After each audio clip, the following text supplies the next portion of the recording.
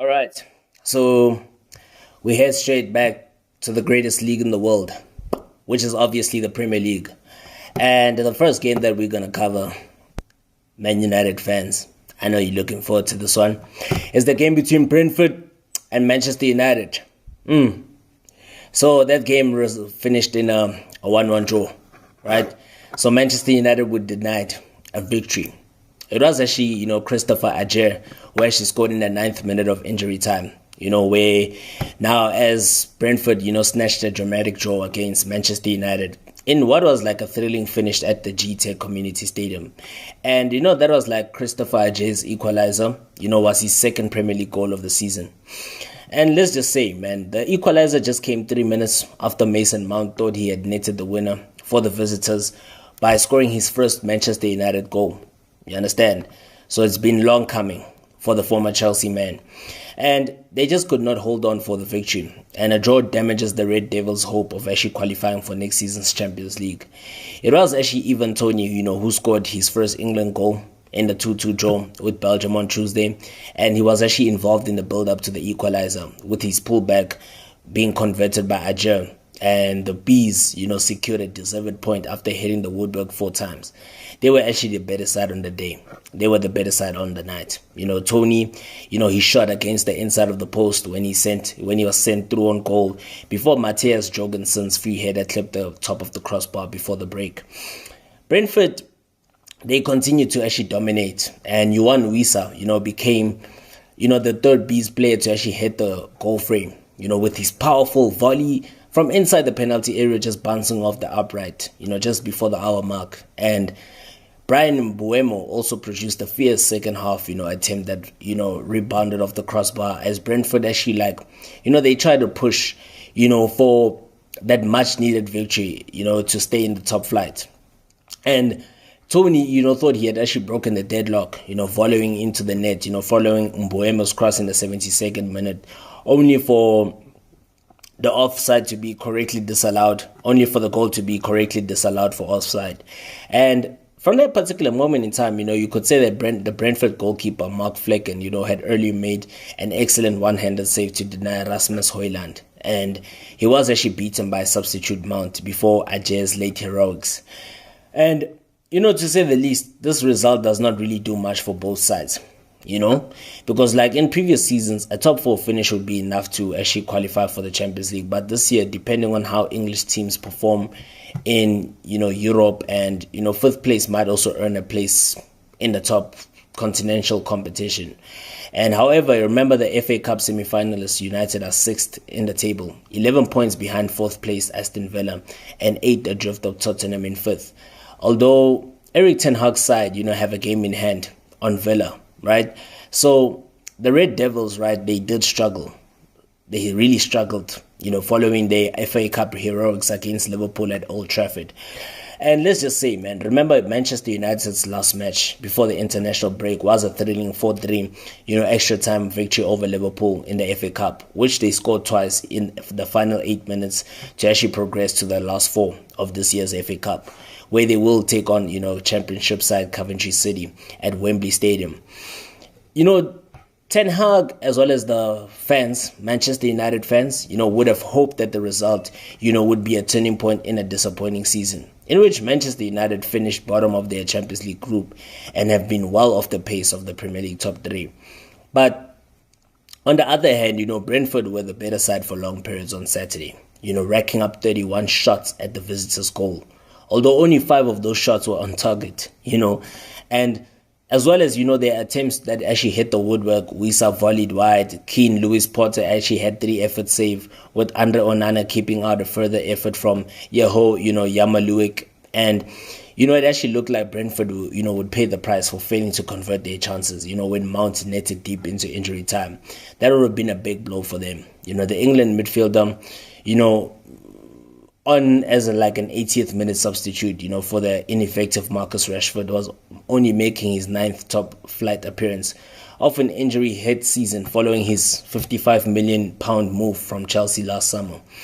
And he did so well to collect Casemiro's through ball and actually fired past Flecken in the 96th minute, but Brentford hit back immediately and got the goal they had displayed deserved 3 minutes later. Brentford were the better side on the day, and they actually deserved to walk away with all 3 points. They were the ones that should have won this game, And let's just say there were further problems for Ten Hag with the fact that now Rafael Leao as well as Victor Lindelof, they went off injured.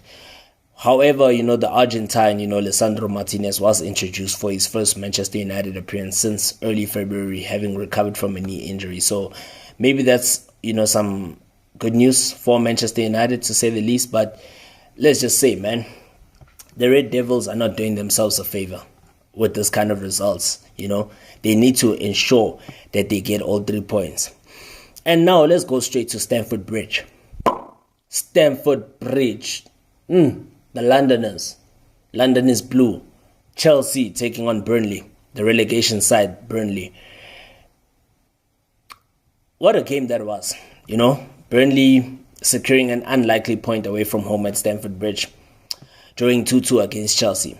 And they came back from, a goal. They came back from behind twice in the game at Chelsea.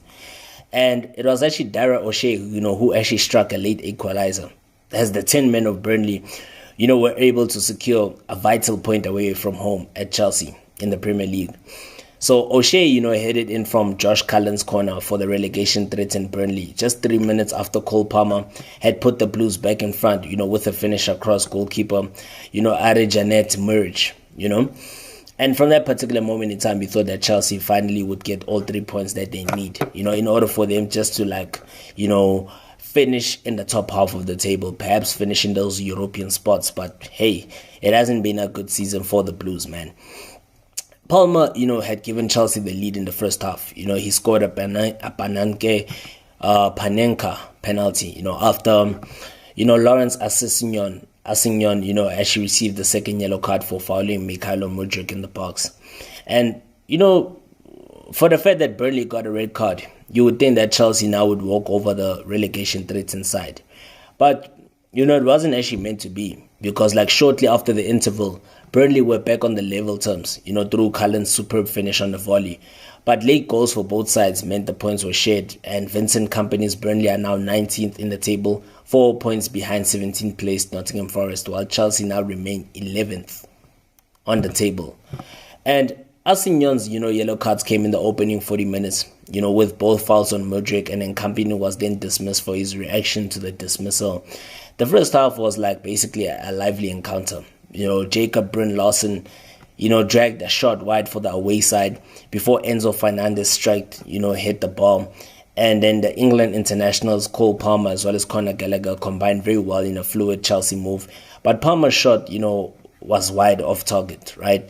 And then Wilson, on the side of Burnley, we saw that Wilson, Odebert's, shot from the edge of the box was then palmed behind by the goalkeeper, Georgi Petrovic, as basically Burnley, attempted to get onto the score sheet, which some of us saw that as unlikely, but it actually happened because now, Burnley really showed some fighting, spirit, despite the red cards. It was actually a much improved performance for Burnley. They really frustrated Chelsea and they were well worth, the point. Assignon is basically now the 6th Burnley player to be sent off in the Premier League this season, more than any other team in the competition, and despite their clear frustration at the events in the first half, Kompany's side came out fighting in the second half and they were back on level terms with just 2 minutes thanks to Cullen's, brilliant finish. And O'Shea's, late header, secured a vital point against, tough opponents. And, the former Southampton striker, we saw the former Southampton striker, Jay Rodriguez, he actually had a chance to actually win it late on, when his header thumped against the bar and he was unable to turn in the rebound.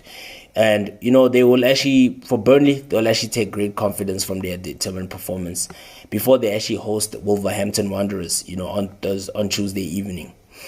And again, Cole Palmer now shines. He's now a shining star for Chelsea this season because now Cole Palmer has been involved in 21 Premier League goals this season, basically scoring 13 goals and having 8 assists. And before the game, I could just say, Chelsea are supposed to be in the top four. But again, another inconsistent performance from the Blues emphasized exactly why they remain in the bottom half of the table, because the Blues had more than enough chances. They had 33 shots, their most in a Premier League game in more than 10 years, and they conceded just 3 minutes after going in front, dropping more points against struggling side after drawing at Brentford at the start of last month. At the start of the month, to say the least. We are not yet in April. And again, Axel Disasi, he whipped in a ball into the box, that was actually put in the net by Axel Disasi. I'm referring to Mudryk. Remember, Mudryk scored the winner for Ukraine to send them into the Euro this week. He was the one who replaced Raheem Sterling in the starting 11, and, he was actually key to Chelsea's best chances in the first half. He was able to whip in a wonderful ball into the box, but it was put into the net by Axel Disasi, but however it was ruled out for offside, after a lengthy, consultation with the video assistant referee. And he then, won Chelsea a penalty when Asignon, was unable to actually, cope with his pace. And one constant bright light for Pochettino is Palmer. He kept his composure to score from the spot and produced a fine finish from Sterling's clever back heel. Booze actually rang out at the final whistle, and there will actually be huge expectations for a better home display when Manchester United come and visit town. So Chelsea really need to improve on this performance, because this performance is totally unacceptable, from the Blues, to say the least, because right now it cannot be that Chelsea now are going to be missing out on European football for a second consecutive season. It's unacceptable. Very unacceptable from the Blues. Okay, in a 7-goal thriller at St. James's Park, Newcastle United emerged victorious, deservedly so, by 4-3. That was a cracking game, to say the least, man. What a cracking game. But let's just get straight into it, right? I can give so much praise to Harvey Barnes, because he was so incredible. Remember, the winger came off the bench, to actually net twice, as Newcastle were able to, edge, West Ham in a 7-goal thriller at St. James's Park. Remember now, Harvey Barnes, was returning from, a 2-game suspension, due to a thigh injury. And he was actually introduced as a substitute in the 67th minute of the game, with Newcastle trailing at 3-1. That's one thing that makes the Premier League such a great league. Imagine Newcastle were trailing at 3-1, but the way they showed character to get back into the game is incredible. That's what makes this league become the best league on the planet. Look, the England international was a game changer. He went on to boost Newcastle's hope of securing another campaign in Europe with a late double. And I can say that, Harvey Barnes is an incredible player. He really, really, really deserved the Man of the Match award. And for me, he was my Man of the Match because he was an impact player. Remember, Newcastle United have missed him throughout the season, and, he would have given them quality wherever he played. And let's just say Harvey Barnes is he's a goal scorer. And he's so valuable, because when you look at his 2 finishes, in that game against West Ham United, they're of the highest quality. Of course, the last one will always be is so memorable, and it will always be remembered. And what a finish it was. That's the quality that Harvey Barnes brings, the former Leicester man. Newcastle United, the Magpies, they made the perfect start, when Anthony Gordon won a penalty with just 3 minutes played, and then it was converted by the Swede, Alexander Isak, who converted from 12 yards. But let's just say, the game really started to get away from the Magpies, when West Ham scored 3 unanswered goals. First, it was Mikel Antonio who brought the Hammers level on terms before the brilliant Ghanaian Mohamed Kudus and Jared Bowen scored within minutes either side of the half. That was a crazy game to watch, man. You would think that West Ham have wrapped it up long time ago. At 3-1, you would think, the Londoners have wrapped it up. The Hammers have already wrapped up the game. But Isak scored his second penalty of the afternoon. In football, a 2-goal lead is never safe. And Gordon again was, adjudged to have been fouled. And Barnes grabbed the equalizer in the early 3rd minute of the game. And with momentum, on vociferous St. James's Park, firmly behind him, Newcastle pressed on, and Barnes emphatically fired in a 90th minute winner. What a game that was.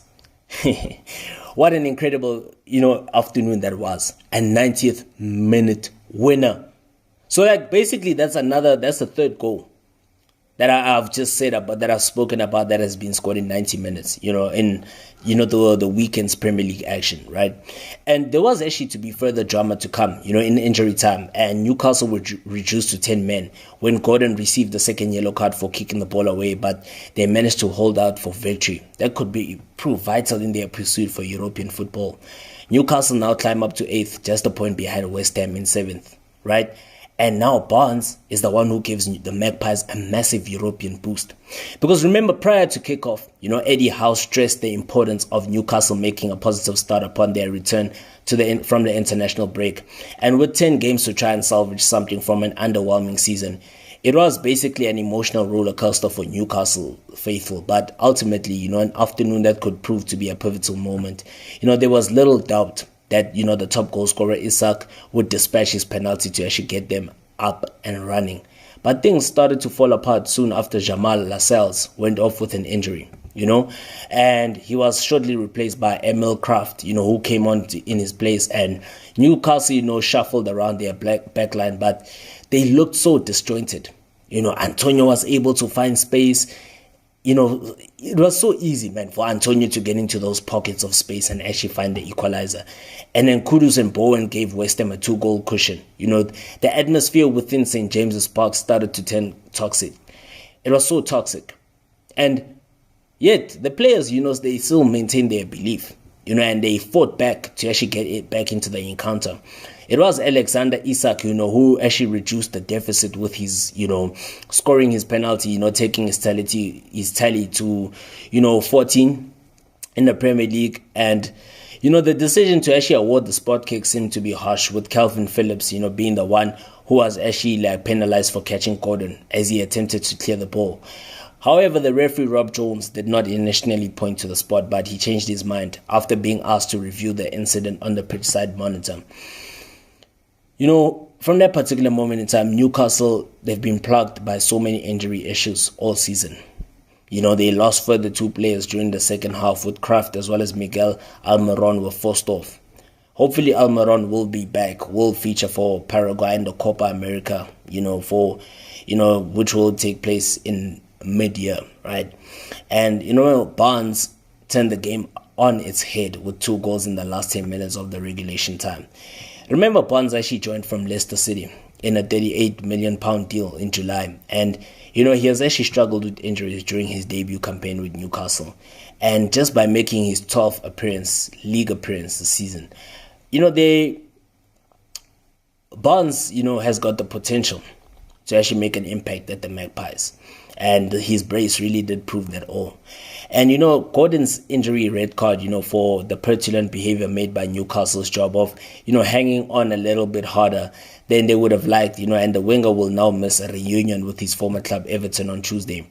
With potentially the top 8 places offering up European football in the Premier League, Newcastle, now they have ensured that they remain firmly in the mix, What can I also say on West Ham's side? West Ham, defensively, they've been very poor. They've been horrendous, and their defensive woes just continue.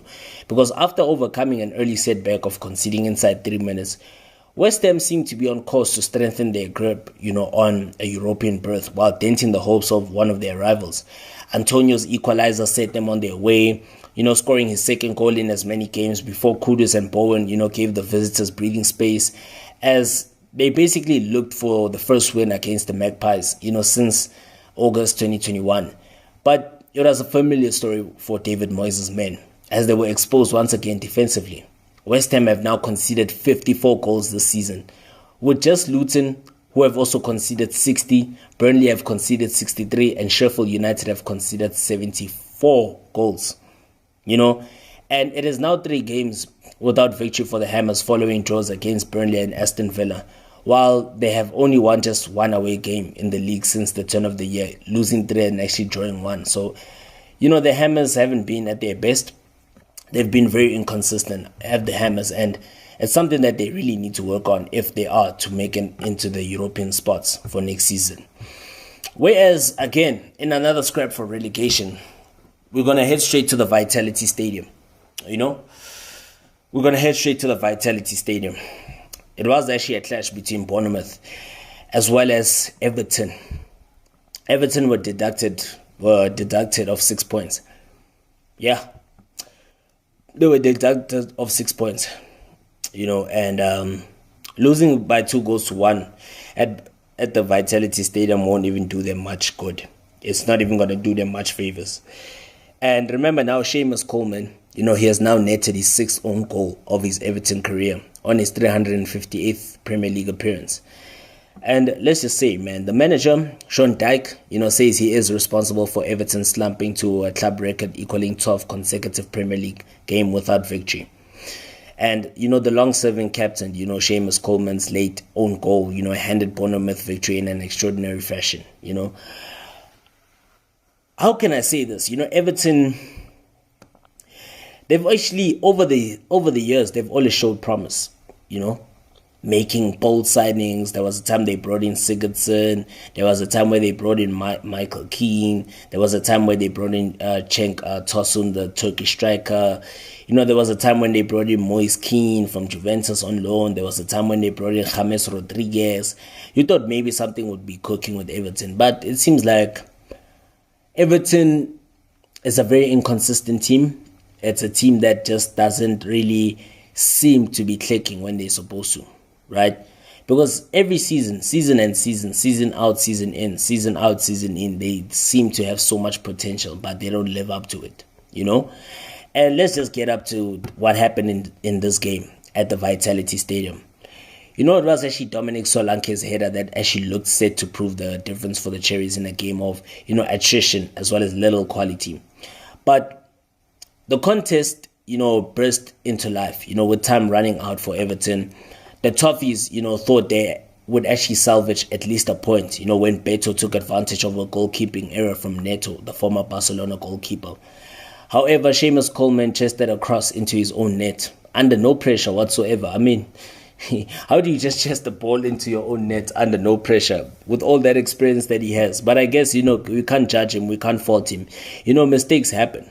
Mistakes happen. This is football. This is Premier League action. And Everton now have not won in the league since the 16th of September and are now sitting in 16th place. They are only like 3 points clear of the relegation zone. Sean Dyche's team now would have a greater cushion from the bottom three if the club had not been docked 6 points for breaching the financial rules. So remember, it was actually reduced on appeal from an initial 10-point penalty. So I would say, Everton must take responsibility, and they really need to come back from it, because Everton, their attitude in this game, they thought that this game would just be a walk in the park for them. Little did they know that Bournemouth also had a game plan and they stuck to it. And, when things go against your team, you really need to be able to control things and really understand the fact that now you have to put up a great performance in order for you to maintain your status in the top flight for next season. Bournemouth, meanwhile, they look all but safe after moving on to 38 points with just like 9 games left, right? So it's like a late twist, which is indicative of Everton's miserable run. Everton now, they face a nervy end to the season. They will aim to actually preserve their proud record of never being relegated from the Premier League and extend, their 70-year stay in the top flight. But their woeful recent run, which has come against, the backdrop of uncertainty off the pitch, has left them, perilously close to the relegation zone. Their fight to actually stay up, could yet be hit by further points deduction, for a second alleged breach of Premier League profit and sustainability rules. Regardless of what happens in that situation, that was another worrying performance for Dyche's side, and their supporters, because Everton had plenty of possession in this game. They just struggled to regularly break down Bournemouth's defense, until Beto was gifted a goal that the visitors thought would be enough for a point. However, there was another late twist, with a rather summed up Everton, recent misfortune. With Coleman perhaps, expecting goalkeeper Jordan Pickford together. The 5-year-old Irishman bundled into his own net and looked so disconsolate. As the realization dawned, it was probably too late for Everton to pinch a second equalizer. And I could tell that it was, really tough on Seamus Coleman. That was really tough on him because, he puts his heart and soul into the team and he gives everything. It's always a difficult thing that when you see, a leader, a great captain like Seamus Coleman, the great leader that he is, the great captain that he is, the service that he has given to this club, hopefully he'll bounce back. And let me just say, Dominic Calvert-Lewin, not being given a second half penalty when the score was 0-0 after, being clipped across the, shins by Tyler Adams. I would say Everton were robbed, and it's also very disappointing from, VAR, because sometimes, VAR seems to work whenever they want to work, whenever it wants to function. And it's like you just can never be on the right side of referees at times, so you always have to make sure that as a team you take care of yourself, you ensure that you get those results. Whereas now Dominic Solanke, the former Chelsea and Liverpool striker, he's now staking an England claim.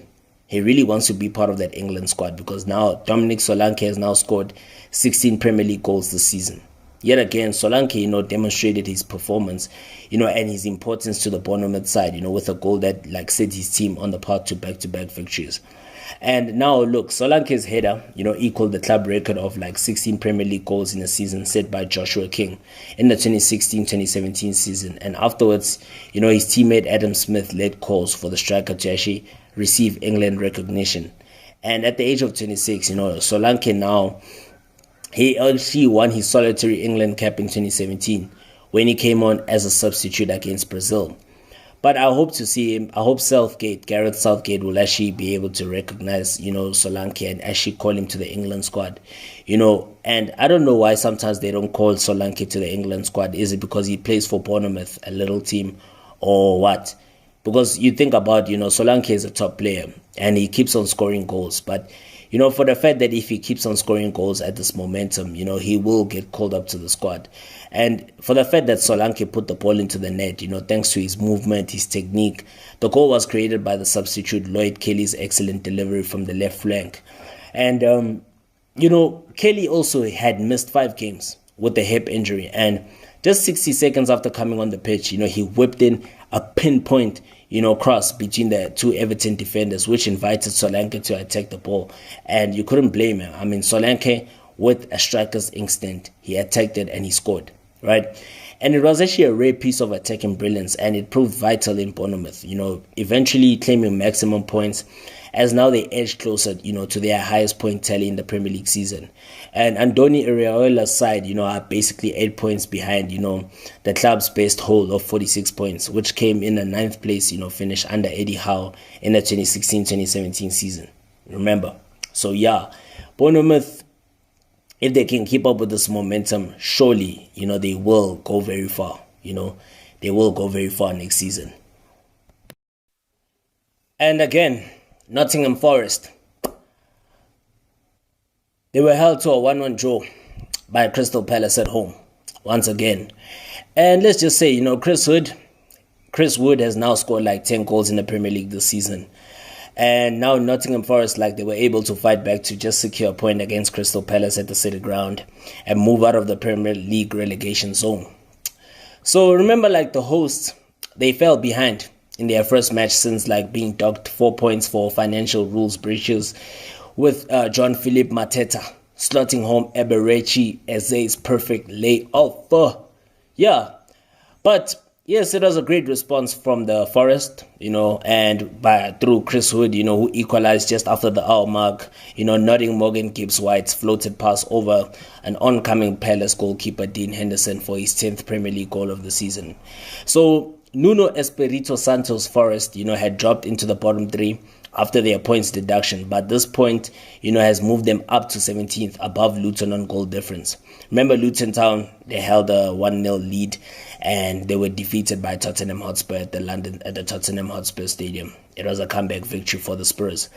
And, Forest now, they're actually basically winless since defeating West Ham on the 17th of February. They nearly slumped to a 4th defeat in 5 league matches, late on. But luckily, Daniel Munoz's 90th minute header, hit the post. And the England winger, Eze, proved the danger man for Olivier Glasner's Palace throughout, forcing Forest keeper, Matt Sells into 2 outstanding saves, when 1-on-1 either side on, half time, but to say the least, the visitors failed to make the most of their chances and they just could not secure a 4th away win of the season. And Forest, remained unbeaten against Palace in the Premier League. It was actually a display of defiance from Nottingham Forest, because Nottingham Forest, they came out fighting on the field, after the deduction, which dropped them into the relegation zone. And, the fans, they followed suit. A banner in the Trent end, before kickoff displayed the words, "We shall fight and we shall overcome." Yeah, that's the spirit, Nottingham Forest. That's the spirit. That's the great spirit that you need to show. And Forest, they've already announced that they will appeal against their punishment, but it is on the pitch where they need to start winning points if they want to distance themselves from the bottom 3, because battling back to draw on Saturday is a start, and has actually allowed them to actually gain ground on 2 relegation rivals. Luton, they succumbed to a late loss at Tottenham, and then Everton, were beaten by Bournemouth after Seamus Coleman's injury time on goal. And let's just say, man, Eze is now, paying himself into the Euros contention for the England squad, because the Palace talisman, Eze was named in Gareth Southgate's, professional England squad for the COVID-delayed Euros in 2021, but he ruptured his Achilles tendon the same day, he was given the news and was ruled out for 12 months. But 3 years on, the midfielder looks set to be returning to the kind of form which could see him in contention for the Euros once again. And an injury-disrupted campaign may have contributed to him missing out on Southgate's later squad, but Eze's talent was on full display there. And it was only some superb keeping from Sells which kept him off the score sheet. There are 9 games left in the Palace campaign, and if the 25-year-old stays fit and continues to spark, the Eagles' attack, he will be, give Gareth Southgate plenty to wonder, in order for him to be part of the squad for England. But England, have no excuses to not win the Euros this summer. They really have no excuses whatsoever. But let's cross to the game between Sheffield United as well as Fulham. It was a 6-goal thriller. That's Premier League for you guys. That's Premier League. That's what we expect from the Premier League. A 6-goal thriller between Sheffield United as well as Fulham. So, Rodrigo Muniz has now scored 8 goals in his past 8 Premier League games. So 8 in 8 for the Brazilian. So Rodrigo Muniz was the one who scored with a spectacular injury time bicycle kick, as Fulham came back from 2 goals down to deny bottom of the table Sheffield United a vital victory. And in the third of 14 scheduled additional minutes at the end of regulation time, Muniz connected well with Adama Traore's cross in an incredible second half at Bramall Lane. Wow. Again, Sheffield United, they threw away a 2-goal advantage to draw 2-2 at Bournemouth last time out. And the Blades, let slip another glorious winning chance, having been 3-1 ahead at the 86-minute mark. But give credit to the Craven Cottages, the substitutions that they made. Bobby, the Cordova Reed, made an instant impact by shooting in the net from 25 yards to actually set up a frantic finish before Muniz actually grabbed his 8th goal in 8 games. The Blades, had actually looked on course to actually secure what, I could say it would have been only their 4th Premier League victory of the season. And they went ahead through Ben Brereton, Diaz, who's actually unknown from Villarreal in the 58th minute. And what I can actually tell you is that also Fulham's, tossing Adarabio, had, given the ball away, and then Ollie McBurney, produced an excellent cross from the left-hand side with the outside of his right boot, with, Brereton Diaz actually converting. The visitors then equalized 4 minutes later when an unmarked, João Palina, headed in from Andres Pereira's right-wing corner. But, Chris Wilder's team, scored twice in a 3-minute spell. And they literally looked to have taken the game away from the London side. Brereton Diaz, pulled the ball back from McBurney to actually put the host back in front in the 68th minute. And The Chile international, Brereton Diaz made it 3-1 by hitting in Gustavo Hammer's cross.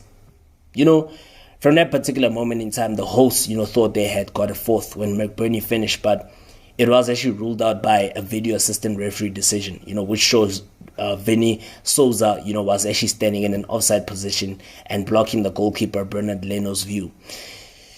To say the least, Brentford, Sheffield United, when you're in a 2-goal lead, when you have a 2-goal cushion, it's always important just to hold on and make sure you don't mess it up, because you have struggled this season. You haven't been at your best. You've conceded far too many goals, which have cost you the season. That's why you are at the bottom of the table. Sheffield United should have done better. They really should have, in managing the game, in maintaining possession, staying in control of the game. Because remember, a 2-goal lead is never safe, but a 2-goal lead is always a healthy lead, provided that you just stay focused, you concentrate on the game, and you just you manage the game effectively and efficiently. The Blades, they surely should have won the game. But once more, they could not hold on to their advantage. And like I said, Fulham fought back with a point. And both sides, should reflect on a missed opportunity, because the result leaves the Blades 7 points behind Nottingham Forest in 17th and Luton in 18th. But Wilder will be again reflecting on a missed opportunity, because they had only scored 24 goals in their previous 28 matches. And they were heading for one of their best results of the season before their late drama. Once again, defensive mistakes proved to be their own undoing. Paulina was given far too much space for Fulham's first goal, while Wilder will also be unhappy with the second goal conceded, because, Muniz' moment of brilliance was proper. That was just individual brilliance. And indeed, Fulham could have actually snatched the winner at the end, only for Ivo Gribic, to actually deny Tom Caney in the 16th minute of additional time. Sheffield United, Sheffield United, to say the least, they have now actually conceded 24 goals in their past 5 home matches in all competitions. And this result comes after they lost 5-2 at home to Brighton in the 4th round of the FA Cup.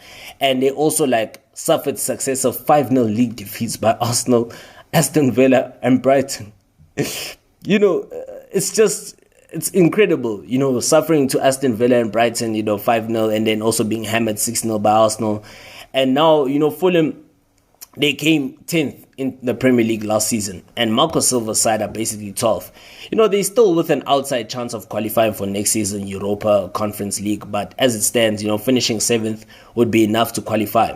Although if the Championship side Coventry City or mid-table, Premier League team Chelsea won the FA Cup, then Fulham would need to come into the top 6. And Fulham are just 5 points behind 7th place West Ham United.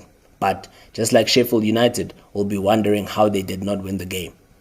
Again, defensive errors and just careless mistakes. Just carelessness. Sheer carelessness from both clubs. Especially Sheffield. Sheffield United should have won the game. No excuses, Lapo. No excuses right there. They had no excuse. They had to win the game. They had a healthy 2-goal lead. They blew it. They're going down, Sheffield United. They're going down. And it's due to their own doing. So let's go straight to the Tottenham Hotspur Stadium, where a dramatic comeback for Spurs sees them, stand in firm, chance of actually qualifying for next season's Champions League. Because it was actually Son Heung-min's winning goal, which basically took a wicked deflection of, Diaki, Hashioka, on its way in. And now Son Heung-min, did mention that it's a big honor to play for Tottenham, after becoming, Spurs' 5th highest goal scorer in Saturday's victory over Luton Town. So the South Korean striker, scored his 160th goal for the club with 4 minutes of normal time remaining, collecting, the halftime substitute Brennan Johnson's clever pass before unleashing, a shot which deflected off Diaki Hashioka on its way in. And the late winner, lifts him up above Clive, Jones, in the club's all-time scorers list, and keeps the pressure on Aston Villa in the race for the top 4 Premier League finish. Look, I don't think Son actually realized how many goals he had scored, playing for, he has played for Tottenham for almost 10 years, and he did mention that it was an incredible feeling and honor for him, and it was a great effort, from Spurs to actually get back and come back from behind, because we saw Tahith Chong's well-worked goal had given the Hatters an early lead at the Tottenham Hotspur Stadium, but Song struck both posts with the same shot in the first half before Issa Kabore turned Brennan Johnson's low cross into his own net, early in the second half. And then Tottenham Spurs, laid siege, to the Luton goal after restoring parity, but it was actually a series of crucial last-ditch challenges that kept, Ankter, Postecoglou's team at bay. And Alfie Doughty, somehow prevented Johnson's close-range effort from rolling over the line. But let's just say, however, there was nothing Luton could do about Son's 15th, goal of the season, as Tottenham came from behind to actually clinch an incredible victory, and much important victory, for the fourth time in their past Premier League home matches. And Aston Villa also moved back above Postecoglou's side with victory over Wolverhampton Wanderers on Saturday evening, while Luton dropped to the relegation zone. So, look, it's heating up. It's getting heated, And Son, has been a brilliant footballer for Spurs. Son has now scored 15 goals in, 3 of the past 4 Premier League seasons, having struck 21 times in the 2021-2022 season, and he also struck 17 times in the 2020-2021 season. And his goals have actually been worth 12 points to Tottenham this season, with 5 of his 15 efforts proving to be the winning goal. And let's just be honest, the South Korean's latest, match-winning intervention, came just 5 days after, he made the score sheet in his country's 3-0 victory over Thailand in a World Cup qualifier. And it's like whenever Son is available, he wants to play at the highest possible level. And he keeps on doing it. Always. Playing for a club like Tottenham is usually important for Son. Irrespective of the opposition or whatever game it is, he has this really high level of expectation, on himself to be the best he can be all the time. He's been a brilliant footballer for the club since, he joined. And hopefully, he will become a club legend very soon. And let's just say, man, Spurs, they came from behind once again. You remember Tottenham's 3-0 defeat to Fulham, before the international break was described by Son as a big wake-up call. And it actually took Postecoglou's team a while to actually rouse from their slumber against Luton Town, right? The opening goal was very sloppy to actually concede for Tottenham. And let me just say it was a very sloppy goal because Son was actually the man who was dispossessed on the edge of the area, and Yves Bissouma was beaten far too easily by Andres Townsend in the build-up to, Chong's, crisp finish. But luckily, Spurs were left cursing their luck, when Son's shot, rattled the inside of the near post and rolled across the goal line, struck the other post and bounced clear moments after Timo Werner had dragged the shot wide from an excellent position. Spurs, we all knew that they would come back following that, 1-0 deficit, right? And they really needed the 3 points because, look, as Werner's follow-up effort, was actually blocked, by Kabora before, Teden Mengi, blocked Papesa's goal-bound shot on the line. And Tottenham, have now failed to actually score a first-half goal in 6 consecutive games. But they were level early in the second half, when Johnson, who replaced the ineffective, Dejan Kulusevski as at halftime, and he was very good, in the second half. He was very pivotal for Spurs, actually drilling a lovely low cross ball across the face of goal, and Kabore slammed it into his own net. And it only seemed to be a matter of time, before Spurs, his relentless pressure would pay off, but when Doughty's last grab's intervention denied Johnson, Tottenham fans could have easily forgiven for the thinking it might not be their day because, when the second goal did arrive, there was an element of luck about it. But it was a slice of good fortune, for Son, and his teammates deserved after going agonizingly close on more than one occasion. But I guess that's what you need in football. Sometimes in football, you just need that slight bit of fortune in order for you to win games. Luton, they took fewer than 3 minutes to actually extend their club record scoring run to 18 consecutive top-flight fixtures. But once again, they were unable to retain their advantage. Because now, Rob Edwards, his men, Rob Edwards' Chargers, are just like the third side in the Premier League history to actually lose 3 consecutive games in which they led at halftime after Aston Villa in May 2021 as well as Sunderland in April 2003. The visitors even went close to actually doubling their advantage in the first half, but the retreating James Maddison, produced a crucial block to actually deny Carlton Morris at the near post. And Luton, they just continued to, pose a threat on the counter-attack, in the second half, with Ross Barkley and Jordan Clark both testing, Gigi Vicario with low drives from the edge of the penalty area. And Kabore, produced several important blocks after putting the ball into his own net. And Thomas, Kaminski and Doughty, combined very well to keep out Johnson. But the Spurs' pressure finally, told when Son's shot crept in off the unfortunate, Hishioka. And, with trips to title chasing Arsenal and Manchester City still to come before the end of the season, it appears that Luton's home form will be key to keep their hopes of preserving their Premier League status, if we're to be honest. Literally. Yeah, literally, quite literally, So yeah, man, as we wrap up, the Premier League games from Saturday, the last one was the game between Aston Villa, Champions League hopefuls, taking on another of the European hopefuls, Wolverhampton Wanderers, right? So it was actually now the fact that the major talking point is the fact that, Moussa Diaby has now scored 8 Premier League goals for Aston Villa this season. And, Ezri Konsa, completed the perfect week by scoring in the win over Wolverhampton Wanderers. It basically helped Aston Villa maintain a 3-point lead over Tottenham in the race for Champions League football. This comes after the fact that Tottenham's Hotspurs, defeated Luton earlier on, Saturday to actually go briefly above Aston Villa. And now Unai Emery's side, rose to the pressure and they found a way to actually win despite being far from their best. And now Moussa Diaby's, thunderbolt shot from the edge of the area after a cross by half cleared, by Tommy Doyle, actually first threw a couple of Wolves defenders and, the goalkeeper Jose Sa had no chance and Aston Villa were just able to open the scoring. But let's just say, the defender Konsa sealed the points at Villa Park when his slightly miscued cross, from close to the right byline drifted over Sa and in and off the far post. The 26-year-old man, he just recently made his England debut as a substitute, 7 days previously, and then he had his first senior international start on Tuesday, hoping to secure a place in Gareth Southgate's squad for Euro 2024 in Germany.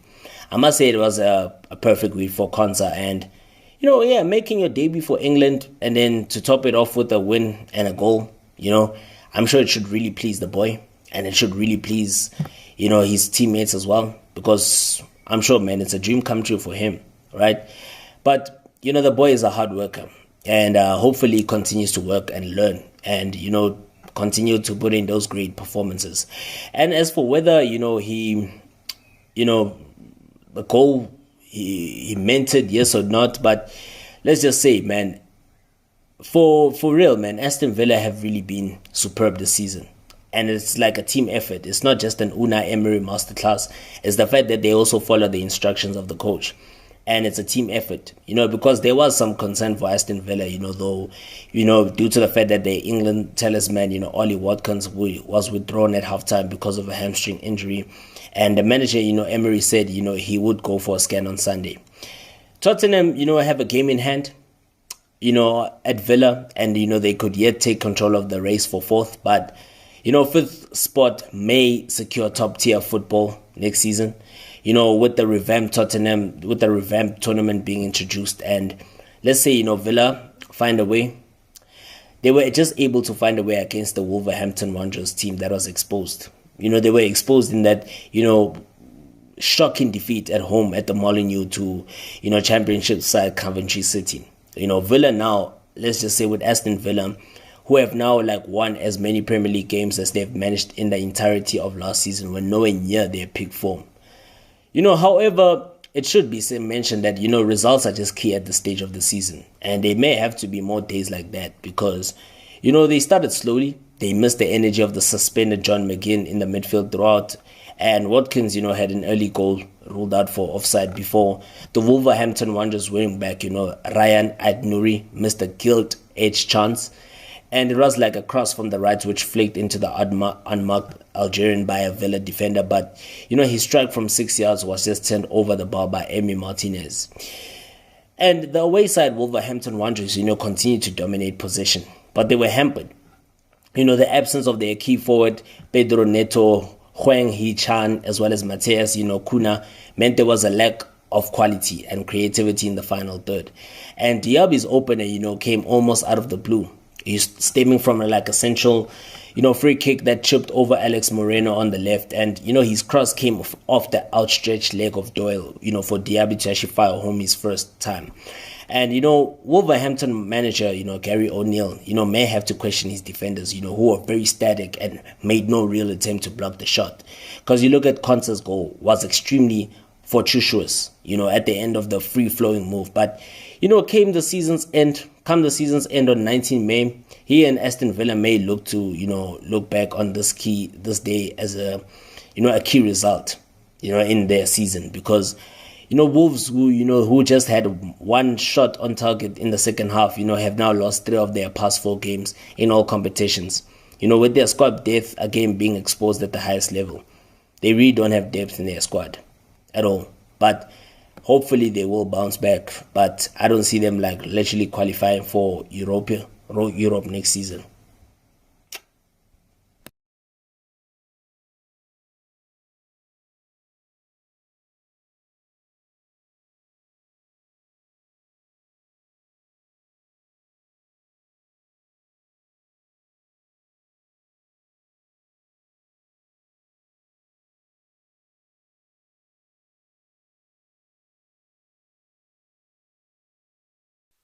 Yeah, man. So it comes with great excitement.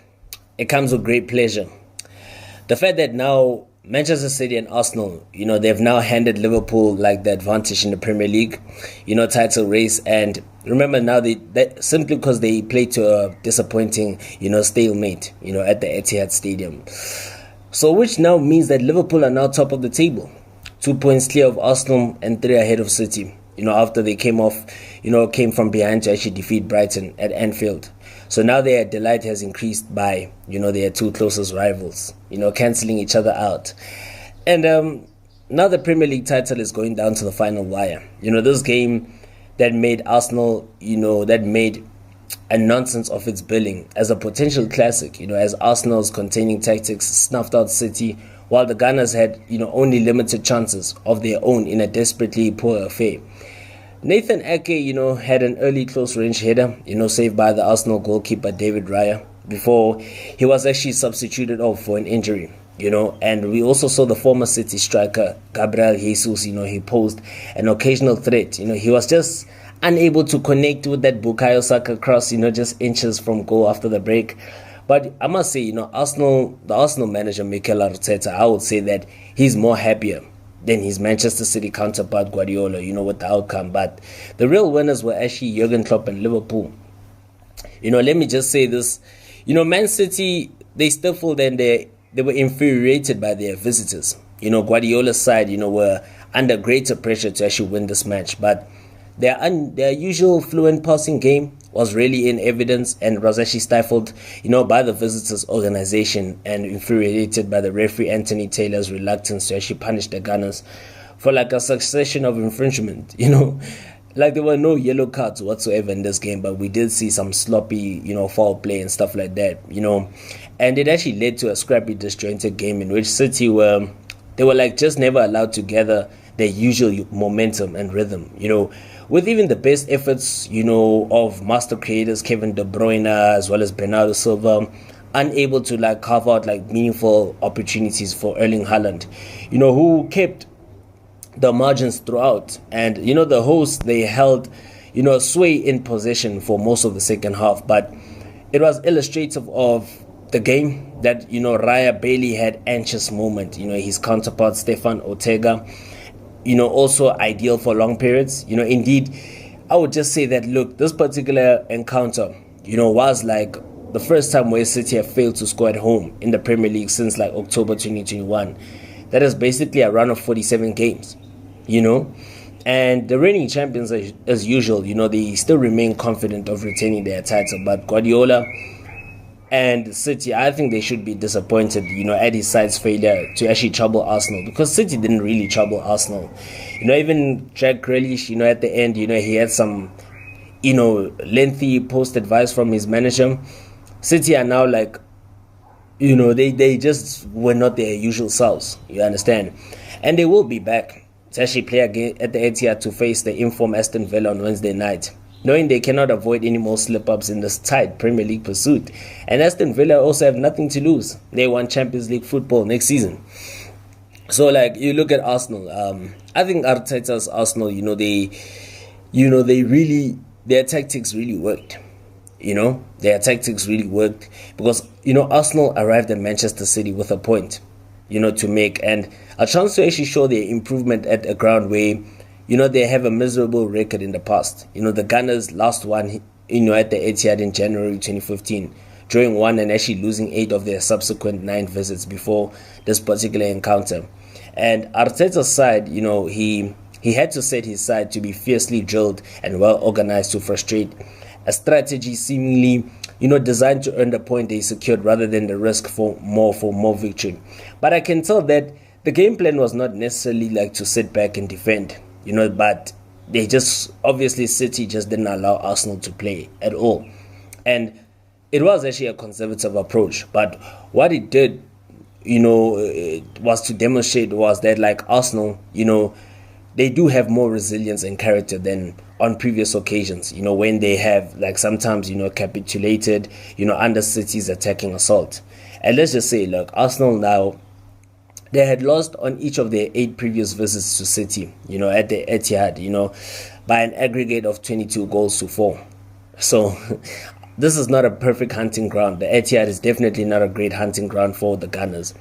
But Arteta's side, were composed, but they were also willing, to throw bodies on the line, when danger actually threatened. Not that they were, in any serious peril of conceding, and I would say, Arsenal, I need to give them, credit for their display. The way they frustrated their opponents, the way they ensured that City were not given any sort of real opening, right? We did see even in the second half, Jeremy Doku, he did threaten with his pace and his skill, but, it was just not enough. Arsenal were very stern in defense, keeping out Erling Haaland, because Haaland did not actually have much at goal. I don't even think Haaland had a single sniff at goal, apart from that, that missed touch that he had, which I'm sure every Arsenal fan that was watching at home could have been relieved. But let's just say, Arsenal have actually kept more clean sheets in both games against Manchester City this season, making them the only the 4th team to shut out, Guardiola's side twice in the same season. Therefore, Arsenal have collected 4 points of City. Whether this is 1 point gained or 2 lost for Arsenal, it remains to be seen. But if I'm Mikel Arteta, I would actually be satisfied, with the final whistle and the result, because playing at the Etihad against this, a dominant City side, we all know that at least getting a draw at the Etihad, a 0-0 draw, ensuring that you don't concede, that you don't leave the Etihad with defeat is always important, right? And ensure that, now you have to win your remaining games in order for you to still be in strong contention of winning the Premier League title. Whereas Liverpool, they will finish the weekend top of the Premier League table after Mohamed Salah fired the winner against Brighton, before Manchester City and Arsenal drew. So the Reds, actually, they were aware of the fact that victory against Brighton at Anfield could prove, to be very significant, with their title rivals, tackling against, playing against each other, during Sunday's late kickoff, right, which resulted in a goalless draw. And surprisingly, Liverpool actually fell behind early on, but they showed so much tenacity to actually fight back and to win, the game by 2 goals to 1 and actually climb above Arsenal. And their stay at the summit, was actually extended when City and the Gunners played out to a goalless draw. So now Liverpool are basically on 67 points with 9 rounds of matches remaining. And Arsenal, who have a superior goal difference, are second on 65 points, with City just 1 further back in third. And earlier on, Brighton striker Danny Welbeck stunned Jurgen Klopp's side by thumping a strike into the top corner with only 87 seconds on the clock. Liverpool responded very strongly and began to dominate possession, and it was the Colombian, Luis Diaz, who poked home the equalizer from close range before the half-hour mark. And then Salah, making his first league start since New Year's Day, had missed a host of chances but eventually made one count when he coolly and calmly slotted, in from an Alexis McAllister pass in the 65th minute of the game. And the hosts, you could tell that Liverpool thought that they had sealed it, when Diaz actually fired in another goal, but his effort was actually ruled out by, the VAR, for a tight offside.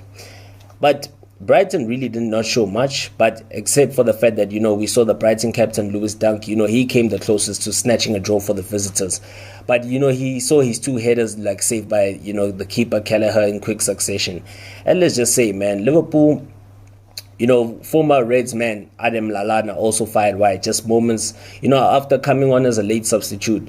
But it was actually untimely, Salah's effort that proved to be the difference as, a relieved Reds fans, greeted the final whistle with an exuberant celebration. Right? And give credit to Mohamed Salah, the match winner eventually. So now let's look. The title race has now redeveloped into a fascinating three-way battle where it feels like every drop point could be crucial. And with Liverpool playing before, their two rivals went head-to-head, Easter Sunday had been circled as a potentially, pivotal day in the league campaign. All the Reds could do was focus on winning their game against Brighton, with a good record against Klopp's team and led by manager Roberto De Zerbi, who's being touted to be, a potential successor to the German. And the hosts, had to really show some fight. They had to show some belief, patience, before Salah, not for the first time, ended up, being the match winner in the game of a huge magnitude. But let's just say, for more than an hour, it looked like it was not going to be the Egyptian forwards, day as, a host of chances went begging for the Reds talisman. Salah had 7 shots in the first half without really stretching the Brighton goalkeeper, but Verbruggen, while he also could not reach Luis Diaz's dink cross to the far post after half time. But another opportunity did come by finally, when McAllister slipped through ball actually through his former club's defense, and then this time Salah was more composed and he found the bottom corner. And only time will tell, especially with so many twists and turns, to come in the remaining 9 rounds of the fixtures, exactly how important this victory proves to be. In my honest opinion, I want Liverpool or Arsenal to win the league, man. Liverpool or Arsenal should win the league, man, honestly. But, Brighton have been something of a very bogey team, for Liverpool. Coming into this meeting, having just lost once to the Reds in 7 matches. De Zerbi has won many admirers for his style and tactical, displays, drawing praise from Klopp before the game and having never previously been beaten by the German. And we saw, Danny Welbeck's early opener, an instinctive, first-time shot into the top corner in front of the Kop suggested that it could be another successful day for the Seagulls, because Brighton, they defended deeply and compactly as they even tried to preserve their lead, using the pace of Ivorian winger Simon Adingra on the left to actually threaten the counter. There were half chances for the visitors to double their lead, with Adingra, Welbeck, as well as Jakub Moder all going close before the break.